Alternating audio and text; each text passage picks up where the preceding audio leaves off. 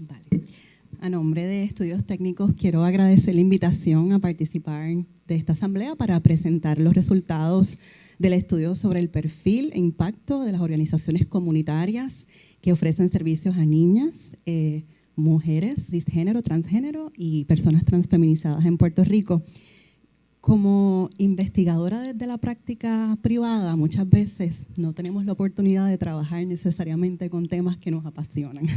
Así que yo quiero agradecer muy en especial a la Fundación de Mujeres por la oportunidad de acompañarles en este proceso de investigación y esperamos que la información que se presente en esta mañana y que igualmente se ha estado, ¿verdad?, divulgando a través de distintos medios, que sea de utilidad para abogar por la población a la que servimos, pero además abogar por unas mejores condiciones para las organizaciones que día a día trabajamos por esa comunidad. Yo voy a presentar una síntesis de la síntesis del estudio. Es un estudio extenso, es un primer acercamiento hacia mirar el perfil e impacto social y costo-beneficio de las organizaciones objeto del estudio.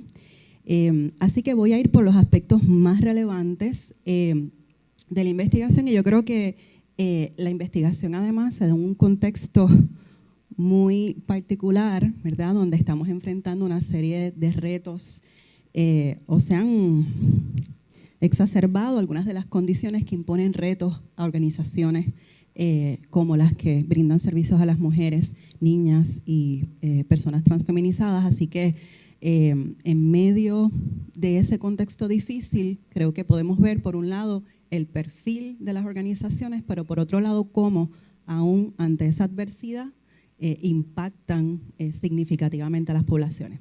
Así que, muy brevemente y como punto de partida para que podamos tener un marco de referencia de cómo se hizo la investigación y qué inferencias podemos hacer también de la investigación a base, hola Kimberly, a base de eso. Quisiera repasar brevemente la metodología para efectos de este estudio, y la idea es que se pueda convertir en una medida longitudinal que se pueda repetir a través del tiempo para ver cómo evoluciona ese perfil y ese impacto. Se trabajó a través de un enfoque metodológico multimétodo y de apoderamiento. Multimétodo porque se combinaron distintas fuentes de información y datos para poder llegar, ¿verdad?, a contrastar y validar la información que se estaba recopilando, y de apoderamiento porque, y aquí quiero agradecer al comité de expertas que formó parte de esta investigación, porque el diseño mismo de la investigación, de los instrumentos, surge de un grupo de expertas desde el sector de organizaciones, desde la academia.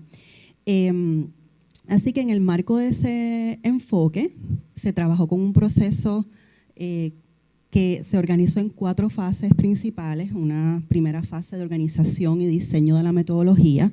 Aquí es cuando se constituye ese panel de expertas que tuvieron a su haber trabajar con el desarrollo de la definición operacional, de lo que son las organizaciones objeto de estudio, trabajar con las preguntas de investigación y a base de eso entonces poder diseñar los instrumentos para la recopilación de datos. Igualmente, durante esta fase se trabajó un inventario inicial de las organizaciones que identificábamos que cumplían con esas características objeto de investigación. Para de ahí pasar a la segunda fase, que consistió en entrevistas a profundidad a mujeres lideresas de opinión desde la academia, desde las organizaciones, que desde distintos frentes trabajan con el tema. Y esas entrevistas a su vez ayudaron a refinar la metodología que se diseñó en la primera fase, ¿verdad? Así que cumplieron 2 propósitos. Igualmente se trabajó con una encuesta autoadministrable a las organizaciones identificadas en el inventario, así que agradezco a todas las que proveyeron su tiempo.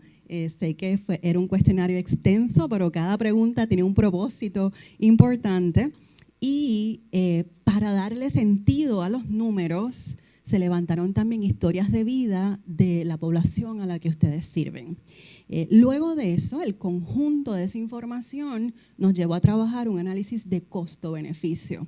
¿Y qué significa para el país contar con organizaciones como las que ustedes lideran, ¿no?, en términos de los costos que se evitan al Estado? O sea, que más allá de un beneficio social, unos servicios que proveen las organizaciones y ayudar a atender unas situaciones, muchas instancias de emergencia, eso evita que el Estado tenga que entrar en otro tipo de costos a nivel social, y eso un poco cierra las tareas de recopilación de datos para pasar entonces al análisis e interrelación de hallazgos y en la etapa en la que nos encontramos de divulgación y diseminación de los resultados. Muy brevemente, para que todas tengamos de referencia a qué organizaciones nos estamos refiriendo en este estudio, se desarrolló una definición operacional y para propósitos del estudio, las organizaciones comunitarias que ofrecen servicios a mujeres y niñas cisgénero, transgénero y personas transfeminizadas en Puerto Rico tienen 4 características principales. Primero, se refiere a entidades sin fines de lucro que pueden estar formalmente instituidas o pueden ser grupos o colectivos que no estén necesariamente incorporados, ¿verdad? Así que incluye desde corporaciones sin fines de lucro, cooperativas, grupos comunitarios y colectivos, que aunque brindan servicios a distintas poblaciones, pueden brindar servicios a distintas poblaciones, sus poblaciones de enfoque principales son precisamente las mujeres y niñas cisgénero, transgénero y personas transfeminizadas en Puerto Rico desde los 0 años en adelante, ¿no? Número 3, que realicen o provean servicios directos en una gama amplia de áreas que se identificaron, pero igualmente organizaciones que no necesariamente brindan servicios directos, sino que proveen servicios de abogacía, educativos, entre otros, sobre el tema. Y en cuarto lugar, que esas actividades y servicios se ofrecen en línea con una perspectiva de género y de justicia social. Cada uno de esos conceptos también se define operacionalmente. Por tiempo no voy a entrar en esa definición, pero las organizaciones de las que vamos a estar hablando son organizaciones que cumplen con estas 4 características que mencionamos. Así que voy a pasar brevemente por algunos de los hallazgos más relevantes de las distintas tareas para entonces también presentarles el análisis de costo-beneficio. Nuestras lideresas de opinión tuvimos conversaciones extensas, algunas de 2 y 3 horas como parte de las entrevistas, y conversamos sobre distintos aspectos del sector de organizaciones objeto de estudio, y quisiera puntualizar por motivos de tiempo en lo que identificaron las lideresas y la comunidad como las fortalezas y las debilidades del sector de organizaciones y las contribuciones importantes. Esto es una síntesis de esas conversaciones, pero como fortalezas destacaron principalmente su recurso humano, el peritaje y experiencia en el trabajo para y con las poblaciones a las que sirven, el personal comprometido, capacitado y diverso con el que cuentan, la disponibilidad para establecer alianzas y de esa forma maximizar los recursos disponibles. Una característica, una fortaleza que continuamente fue mencionada fue la capacidad de ser ágiles, flexibles y adaptarse rápidamente a cambios, el compromiso con la justicia social y la capacidad para fomentar la labor voluntaria, que cuando veamos el perfil de las organizaciones, la labor voluntaria juega un papel muy importante en poder apalancar los recursos con los que cuentan las organizaciones. En términos de debilidades, se pueden agrupar en unas 6 áreas. Ahí mencionaron desde debilidades en términos de los espacios físicos desde donde se brindan los servicios, de cara al aumento y las diferencias o cambios en la demanda por los servicios, las limitaciones en el acceso y uso de fondos, y aquí vamos desde limitaciones en términos del uso de fondos administrativos o el que en algunas instancias se depende, no me gusta usar ese concepto, pero una fuente importante son los fondos a nivel gubernamental, y eso pues trae también, ¿verdad?, afecta a las organizaciones. De hecho, ya estamos en un periodo, no tengo que abundar al respecto, pero de cambios en ese ecosistema, ¿verdad? La falta de recursos humanos y aquí un poco tiene que ver también con aspectos del propio mercado, ¿verdad? Servicios, la falta de recursos para juntas directivas con conocimiento y compromiso. Déjenme aclarar este punto, y se plantea con que no necesariamente hay muchos recursos en la comunidad dispuestos, disponibles, con el conocimiento para formar parte de las juntas de directores, ¿verdad? Y en muchas instancias, compañeras, compañeros participan de más de una junta, etcétera, porque pues no necesariamente contamos con muchos recursos en la comunidad. Y limitaciones para atender o cumplir con planes de trabajo que se establecen, porque estamos obligadas a responder continuamente a emergencias, y eso limita la capacidad de cumplir con unos planes más estratégicos, ¿verdad? En mediano y largo plazo. En términos de contribuciones, se pueden resumir en 5, y vamos a ver que esto es consistente a través de todas las tareas de la investigación.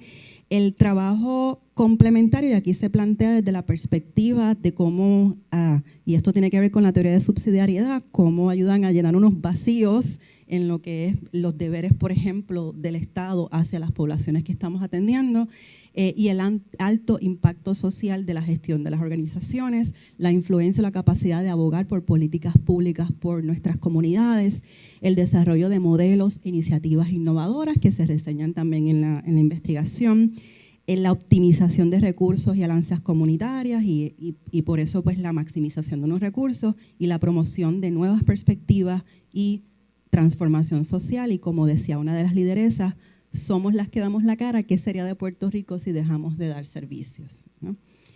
Sin embargo, dentro de estas fortalezas, debilidades, esta capacidad de influir y de promover un cambio y tener un impacto, las organizaciones en el día a día enfrentan unas necesidades en áreas administrativas, programáticas y fiscales, que igualmente es consistente a través de la investigación.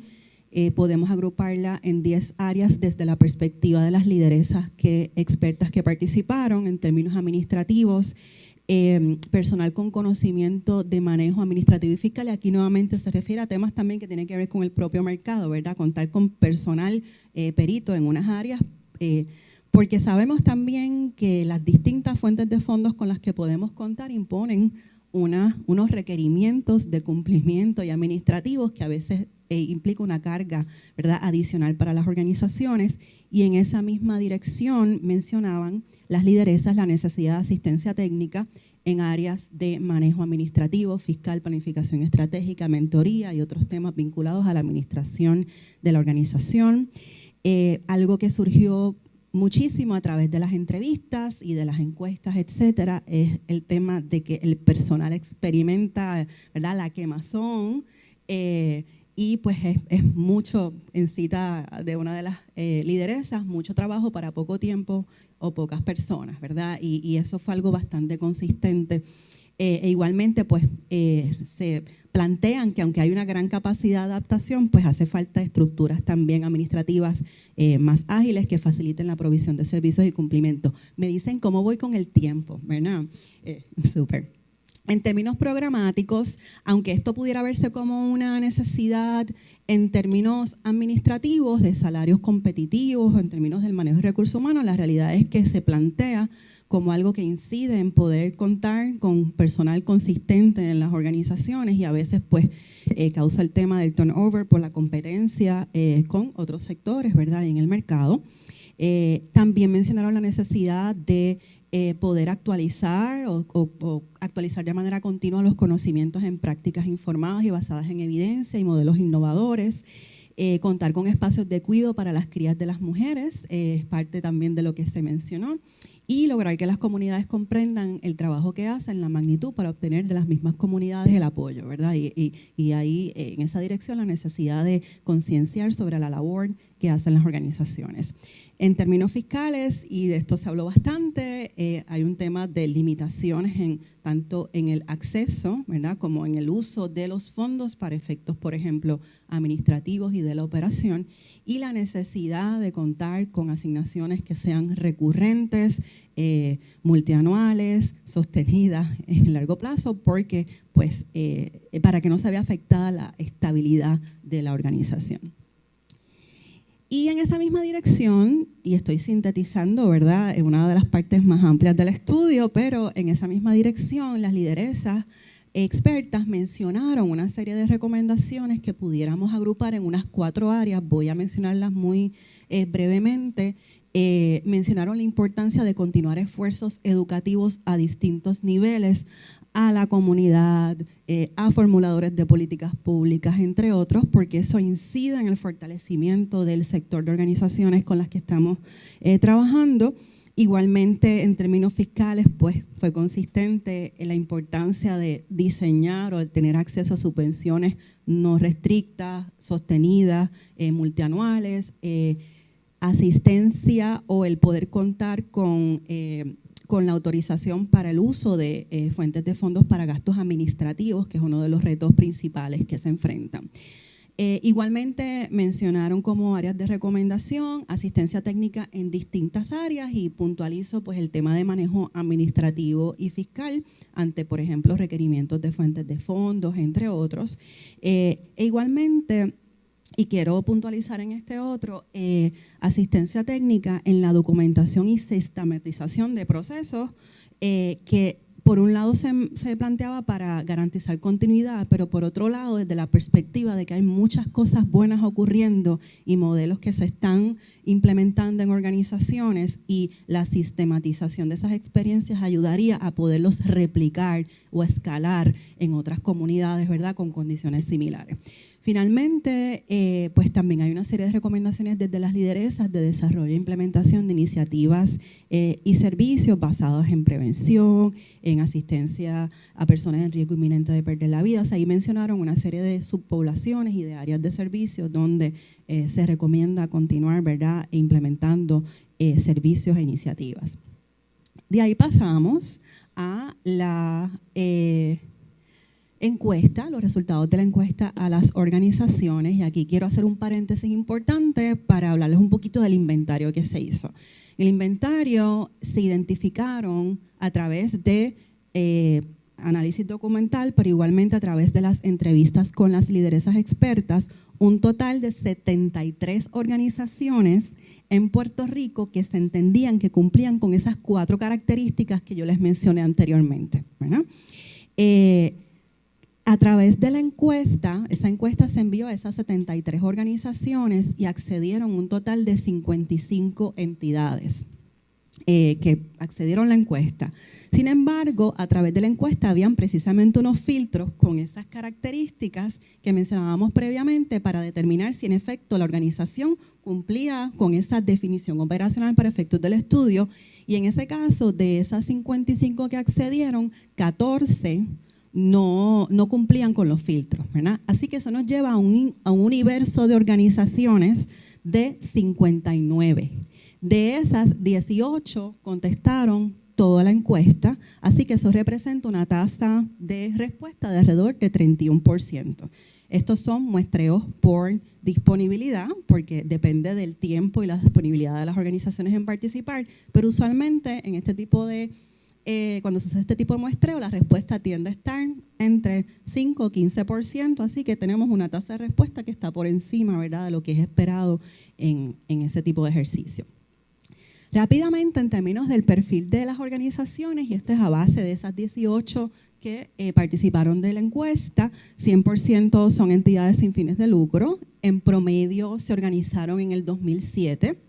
De esas, 7 de cada 10 aproximadamente brinda servicios directos. O sea que además de brindar servicios o tener iniciativas de abogacía, de investigación, entre otras, 7 de cada 10 brinda servicios, y la mediana de personas que sirven al año, es decir, donde está alrededor de la mitad de esas organizaciones en términos de el número de personas a las que le brinda servicios, son 340 personas. Y vamos a hablar un poquito de eso, de cómo eso se ve entonces en el marco más amplio de las organizaciones. Y esos servicios se brindan con una mediana de empleadas, personas empleadas en la organización de 5 personas y alrededor de una mediana también de 9 personas voluntarias, ¿no?, que era parte de lo que les decía, que la labor voluntaria también es bien importante para apalancar esos recursos. Y ven en el mapa los municipios que mencionaron las organizaciones como municipios a los que brindan servicios, esas 18 organizaciones, y a medida que se intensifica el color, significa que más organizaciones mencionaron proveer servicios a poblaciones de esos municipios, pero lo que quiero destacar es que dentro de ese grupo que participó de la encuesta vemos la isla prácticamente cubierta, ¿verdad? Un alcance amplio de las organizaciones. Continuando rápidamente, entre las áreas de acción principales, la inmensa mayoría de las organizaciones, más de 3/4 partes, brinda servicios en áreas relacionadas a violencia de género. A eso le sigue concienciación y educación en los temas por los que abogan las organizaciones, investigación, educación, abogacía comunitaria y alrededor de 1/4 parte de las organizaciones brinda servicios relacionados a la vivienda. Dentro de la población de mujeres y niñas y personas transfeminizadas a las que brindan servicios, también se enfocan en ciertas subpoblaciones y vemos que prácticamente algunas de las poblaciones de enfoque principal o subpoblaciones de enfoque principal son mujeres que viven bajo niveles de pobreza o mujeres víctimas de violencia de género. Ahora, si nosotros tomáramos como punto de referencia la mediana de personas servidas, que es un estimado conservador, ¿verdad?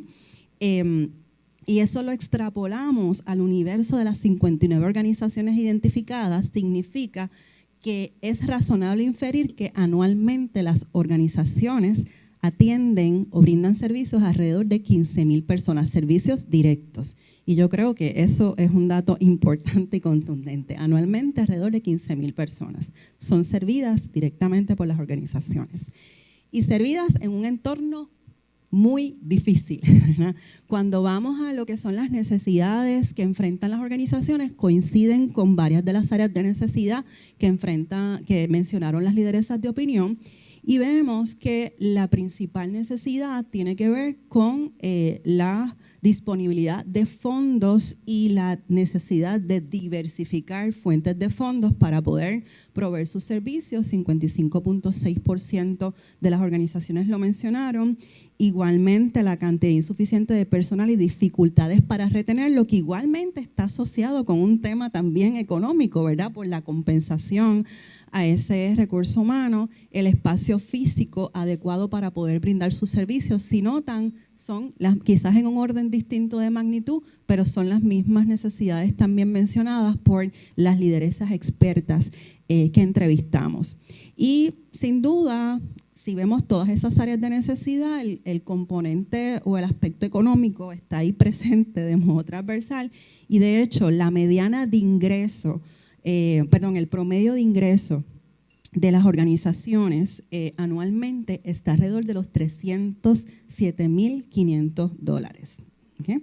Para que ustedes sepan, si usamos de referente un estudio que se hace de manera longitudinal en Puerto Rico, que es el estudio de las organizaciones sin fines de lucro, el más reciente de 2022, la mediana estaba en 350,000. O sea que estamos hablando de una mediana que aún es baja dentro del sector, pero estamos hablando de una mediana que está por debajo de la mediana para el sector sin fines de lucro en Puerto Rico. Así que hacemos mucho con poco, definitivamente, ¿verdad? Es parte de las conclusiones generales que uno puede derivar.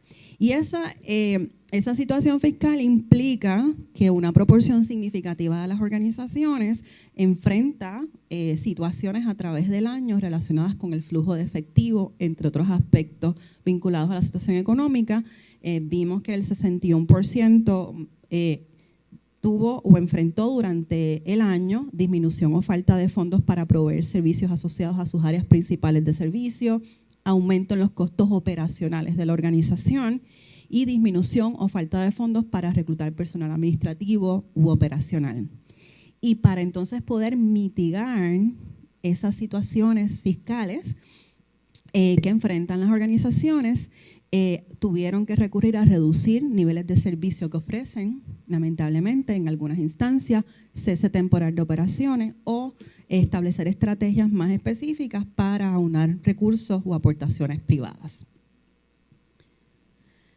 Finalmente, y estoy nuevamente sintetizando los resultados de la investigación y de la encuesta, es muy mucho más amplio toda la información que se recopiló, pero también se les preguntaba a las organizaciones sobre los beneficios o impactos principales de sus servicios. Vamos a ver que coinciden también con esas áreas mencionadas por las lideresas expertas, pero podemos agrupar en tres grandes áreas ese impacto que perciben que tienen las organizaciones en la comunidad. Primero, el impacto social, que va desde salvaguardar la vida y la seguridad personal, apoyo emocional y socioemocional a la población a la que sirven, y ese servicio directo y los resultados de ese servicio directo en las poblaciones a las que se está sirviendo.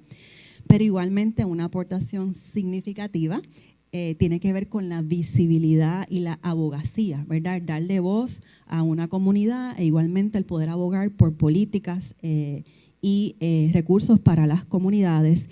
Y si uno mira, no voy a entrar, ¿verdad?, en todo el detalle por el tiempo, pero si uno mira el detalle de estas aportaciones, también hay un tema de cómo las organizaciones contribuyen a una estrategia de desarrollo económico sostenible para el país.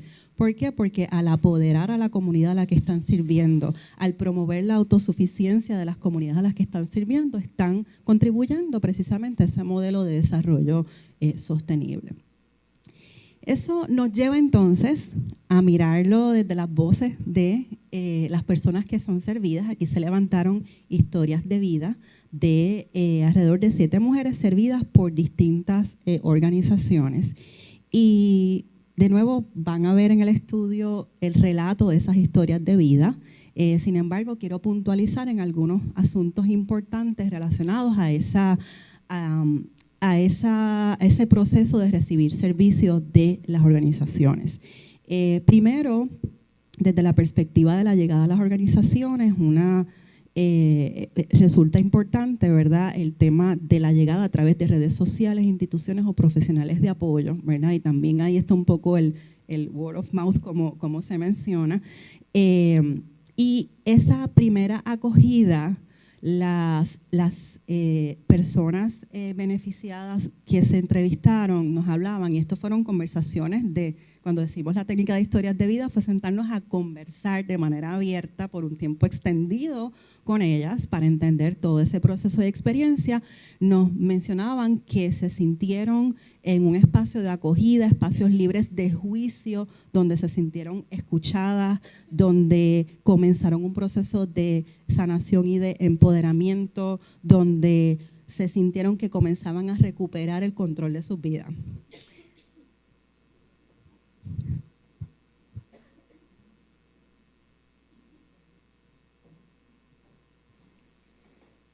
Disculpen. Y pueden ver algunas de las citas de las mujeres, que recuerdo leer la lectora.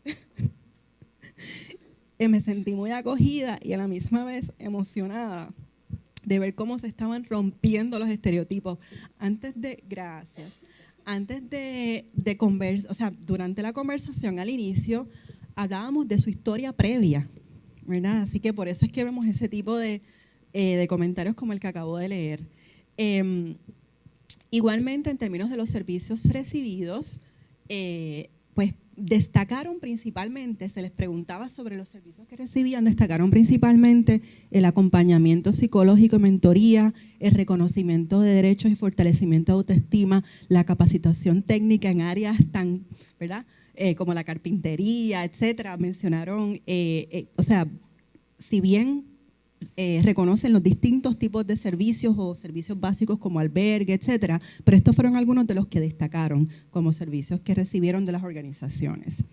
En términos de la transformación personal, muchas de ellas nos hablaban dentro de sus historias de cómo pudieron reconstruir su identidad y redes de apoyo, el desarrollar confianza y visión positiva a futuro, el soñar y tener la visión de emprender, por ejemplo, cómo eso fueron asuntos clave de ese proceso de acompañamiento que trazaron un momento de transformación en sus vidas, más allá de atender la necesidad que les llevó de inmediato a esa organización.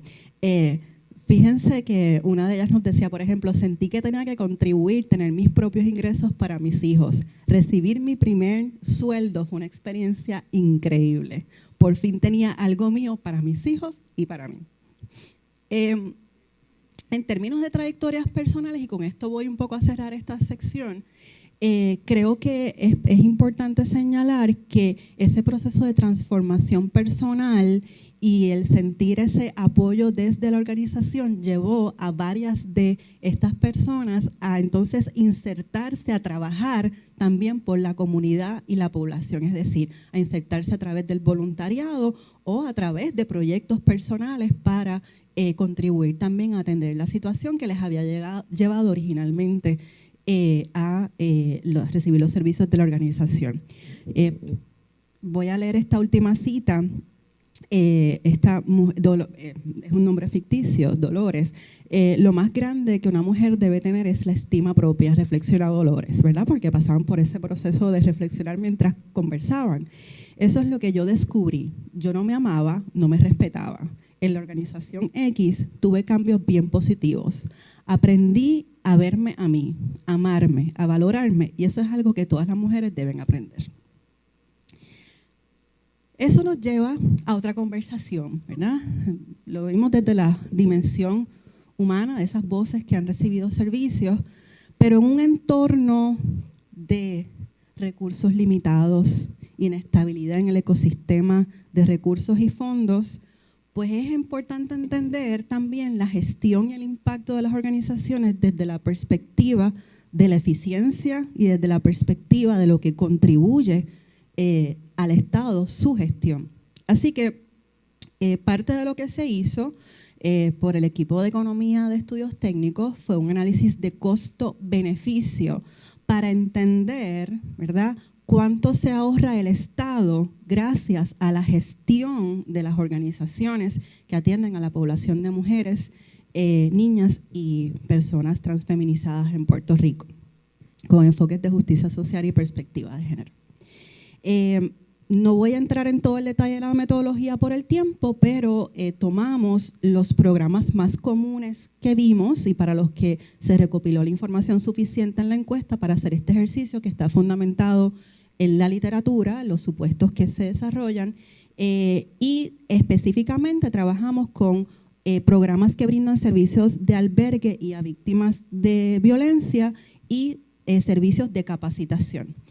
Así que en el caso de servicios que brindan, organizaciones que brindan servicios a personas huyendo de violencia, específicamente se trabajó con Hogar Nueva Mujer y Casa Juana, y cuando hacemos el análisis de lo que son los costos por participante, por proveer esos servicios, y traducimos los beneficios que eso representa para la comunidad y beneficios en términos el retorno social y en términos de la eficiencia, gracias a que existen estos programas, pues el Estado, por ejemplo, no tiene que invertir en otros apoyos a nivel social, hay unas implicaciones de seguridad, salud, etcétera.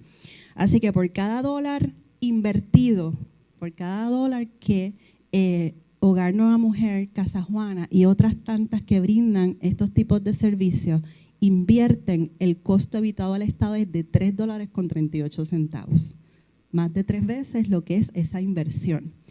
Mientras que en programas de capacitación como Albanistería La Brega, por cada dólar invertido, el costo evitado al Estado es de $4.11.